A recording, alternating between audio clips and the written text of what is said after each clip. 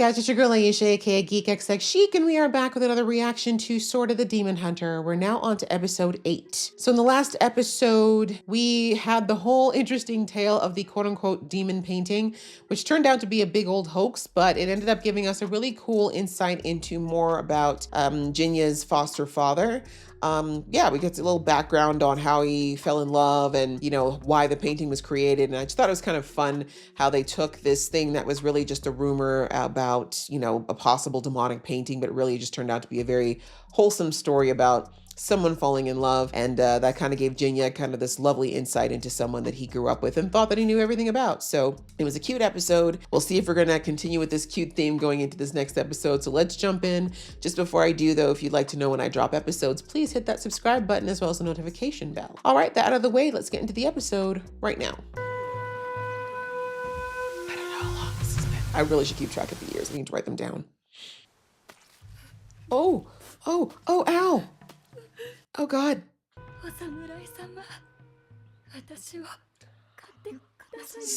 Celibate. I'm totally celibate. Forever.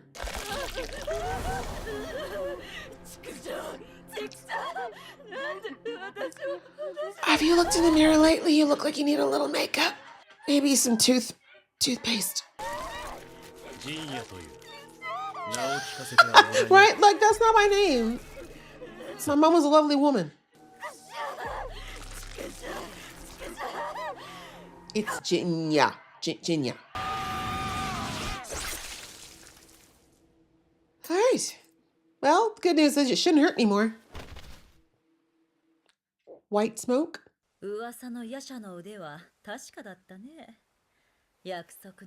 Oh, that's a real person. I thought maybe that was her spirit. I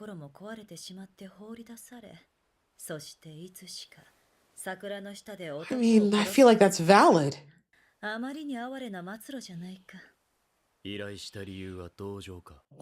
Probably not. Ruining her clientele.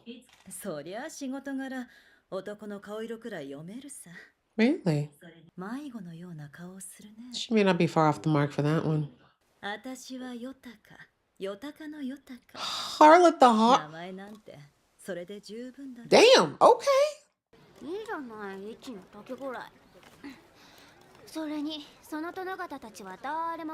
None of the guys. Yeah, so it's a shame Zenji didn't come.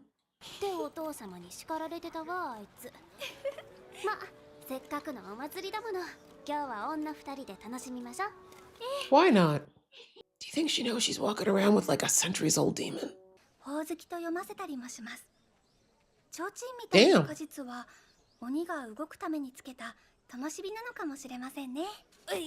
Exactly. Like, why would you tell me that after I got so close? Right.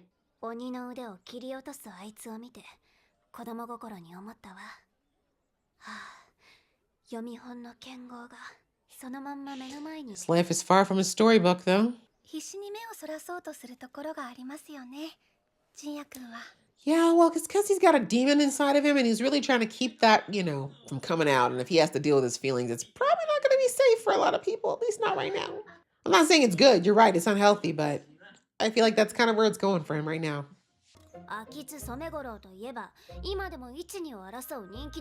Why couldn't he be?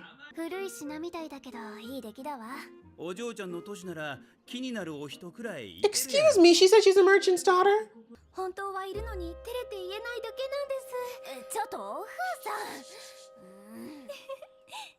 Better be Zenji. Damn! Right? Like, to my face.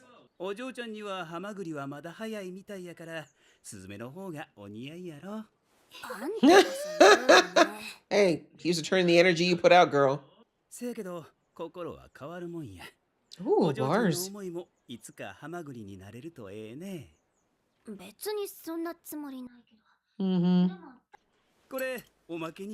Pretty. That's what he said.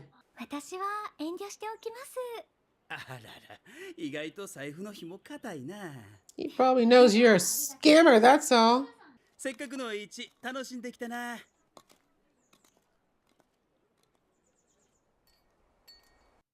Not the half-covered face. Something tells me those items are not as innocent as they look. 確かに。 Bye. おっとそうだ。うちの自慢の酒持って Oh, い you か did んと say you さ like to have sake. まだ売り出していない一品ですよ。 Well, if it's special edition. いえ、そうですか。残念ですね。 I thought you said that you liked sake. また何かあればよろしくお願いします。 Why would more problems occur of that nature, sir? バイタに同情ってわけでもなさそうだね。 Well, no, I mean, you should 嫌 get な it. ことでもあって Side hustle. 最近鬼を退治する男がいるって噂があるんだ。あんたのことじゃないよ。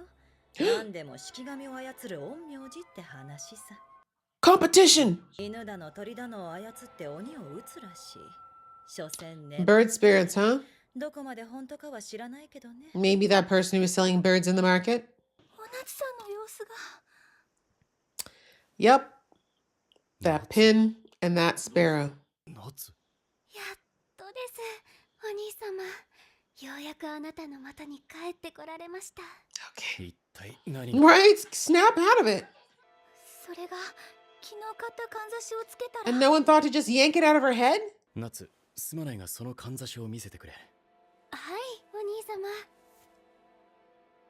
ありがとう。 Snap it! 普通のかんざしですよね。 Isn't. とりあえずそいつ壊したら。 Thank you. That's my first, but maybe not. It could be 下手な dangerous. 真似は控えるべきだろ Could be dangerous. Maybe she'll be stuck that way. う。おい、夏。 Yeah, no, this is gonna continue. 秋津染五郎？まずはそいつを探すか。何言ってんだ。そいつはとっくに死んでるぞ。死んでいる。 Really? 今度は死んだ染五郎が鬼になって出てきたってんじゃないだろうな。 俺も秋津さんを見てますからね。あれ Really? は鬼じゃない。普通の人です。間違いなく。 All right, you send food to him. やはりその男を探すしかないな。 Ma'am, clinginess is not attractive, no matter what. 兄と呼ぶ理由も何一つわからないんだ。鳥が花に寄り添うのに、何の理由がいりましょう。 Her quoting poetry. Damn, how strong is this pin? 私は出かけねばならん。留守を頼めるか。それなら私も。 No. すぐに帰る。そう心配するな。 Yeah, you're gonna have to play along, otherwise she's gonna freak out. Although honestly, he's nice. I'd be like, the worst she's gonna do is cry. It's fine. 悪いがあとは任せたぞ。善治。 Right, I'm getting out of here. Good luck. 新殿、随分手慣れた様子 We でし did た have ね。 a little sister once. He's like, I'm looking for a shady ass mofo who sells demon pins. Crazy that no one knows or fits that description. This damn black cat. Is it following him? I swear it's been in every episode. What if it's Suzume? What if she can shapeshift? I can see why having a younger sister is scary.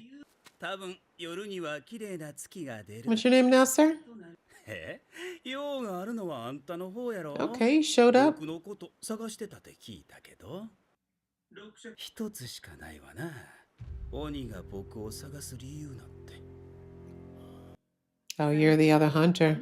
噂があるんだ。一応聞いておこ Before I kill you. 僕は秋津。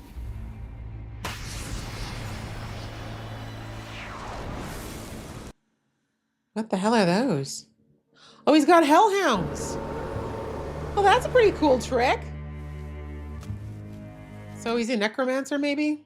Well, that makes me wonder what the original painter could do. Unless it's just I mean, well, maybe he didn't have it. It could have just been a daddy thing, maybe. Just maybe. Or not daddy, a son thing, I should say. Maybe he inherited these powers or he looked for them. Who knows? But that definitely doesn't look like, from what we've seen of demonic power, it looks like it's some form of sorcery. We did hear the girl, the I don't want to call her the name she wants to be called, the Lady of the Night, say that he could control something. So that sounds, like I said, maybe a necromancer, something like that. That's the only thing I can think of as far as a term. But yeah, that's interesting. I mean, this is a completely different type of foe for Jinya, right? Because technically Jinya is a demon now, right? Or half demon. I mean, they never really fully explained what's going on with him. I mean, they said he's a demon. He doesn't correct anybody when they call him a demon. His eyes go red like demons do. He clearly isn't aging, but it wasn't like, I don't know, but I mean, he does have that splice that demon did. So maybe it was a turning. They never went into a lot of specifics in episode 1. But anyway, it looks like this guy is this Akitsu, if it actually is him, or Sumogoro. I think he's looking for work, clearly, right? It looks, my guess is we see that he has some form of, I don't know, magic. He must have enchanted the pin himself, is my guess. And it's probably something that will cause the wearer to be attracted to a demon. And I think that's why Natsu is now drawn. I mean, we already know that she has a crush on Jinya, but she's calling him Nissan, though. It's not, I was wondering if it maybe was a translation thing, but Nissan is brother. And I've never heard, I don't think in an anime, a girl call a guy that she likes brother. I don't think it's a term that they use. So I do think she's thinking of it in a, I mean, it's a little weird, but you know what I mean? Like, I think overall, it's definitely more of a baby sister clinging to her big brother situation.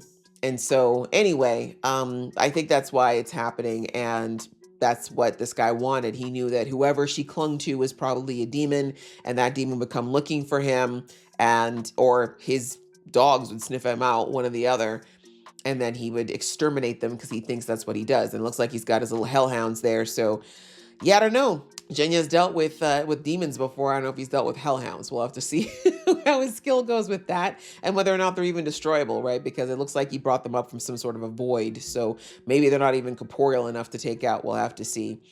But interesting conversation, though, between Natsu and Ofu in the beginning about, just life. And, of course, well, I say really it's Natsu as a teenage girl, and Ofu is kind of trying to poke and see if she had a crush on anyone, and she claims there's no one. And we found out a couple episodes ago that her father wants, what's her name? Natsu's father wants her to marry Zenji, ideally, because, he's only a few years older and they've grown up together and all that kind of stuff.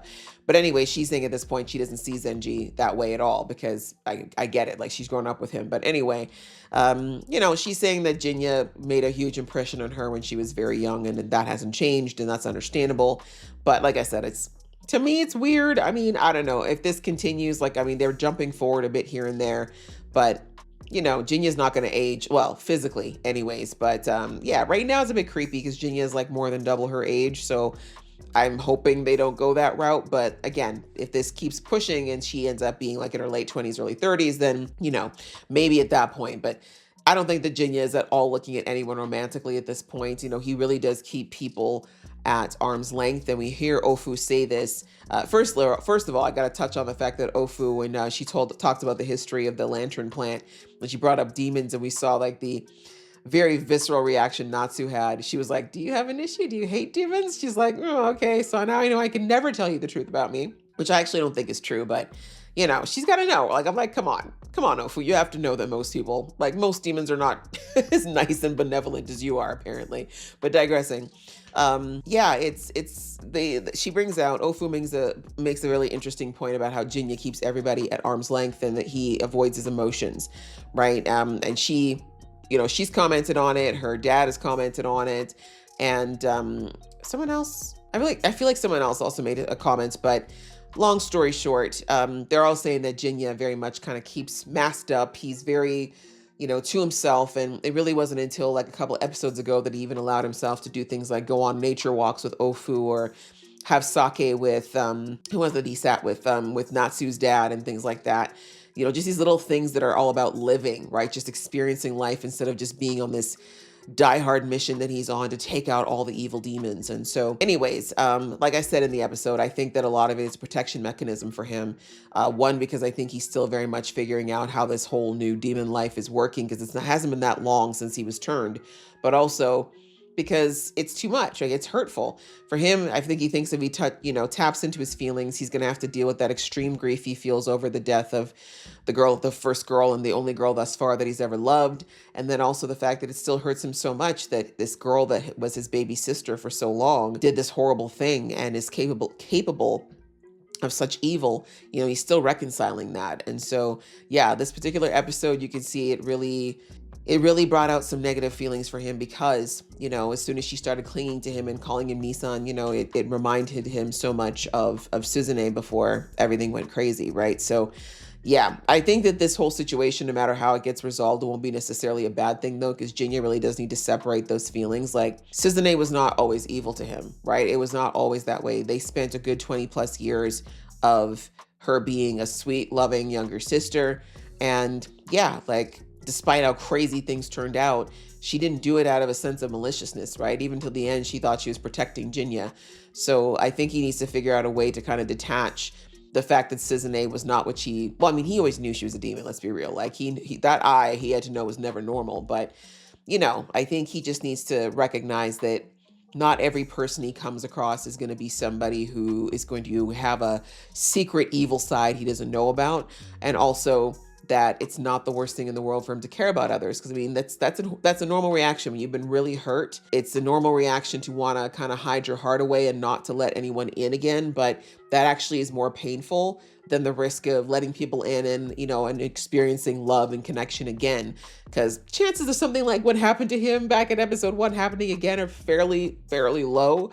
But yeah, he's going to have to learn that lesson and take that risk at some point. But yeah, anyways, they ended on a really interesting note. I'm very much looking forward to seeing how he's going to fight these hounds of hell and finding out a little bit more about this, I don't know, this necromancer / demon hunter himself, right? Is he going to be okay with what Jinya is, or is he going to expose him, or are they going to work together? I don't know. A lot of possibilities there. So yeah, I enjoyed this. I hope you guys enjoyed watching along with me. If you did, please show some love and I'll see you in the next one.